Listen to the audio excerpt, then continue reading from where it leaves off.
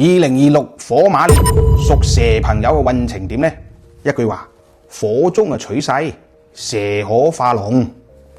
2026年丙午火馬年，火勢好兇猛嘅。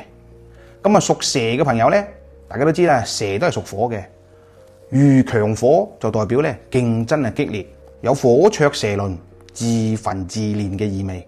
屬蛇嘅人呢，一定要心思要深啲，步伐要穩啲，因為今年好似條被烈焰映照嘅靈蛇咁嘅。如果你暴躁就容易被灼傷啦。靜嘅話就可以借火化光。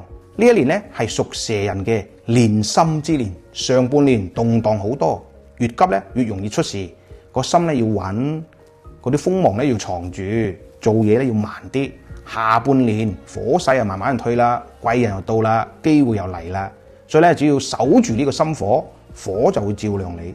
事業上上半年就多變，農曆7月份之後就轉好啦。財運方面上半年係唔穩嘅，下半年你去憑你嘅才華得到名同埋利。感情上單身嘅桃花多，但係好鬼短暫嘅。有伴侶嘅要防止有爭執。健康方面要防心血管疾病啊、眼睛嘅疾病啊。喺呢度，師傅贈你一句：蛇行彎彎曲曲，呢個係天機。火咁鬼旺一定要以水嘅油嚟化解佢。形勢比較壓迫要以你嘅智慧去避開佢。忍到7月份你就會鍛鍊成金噶啦。喺呢度祝屬蛇嘅朋友喺新嘅一年越嚟越好，福身無量。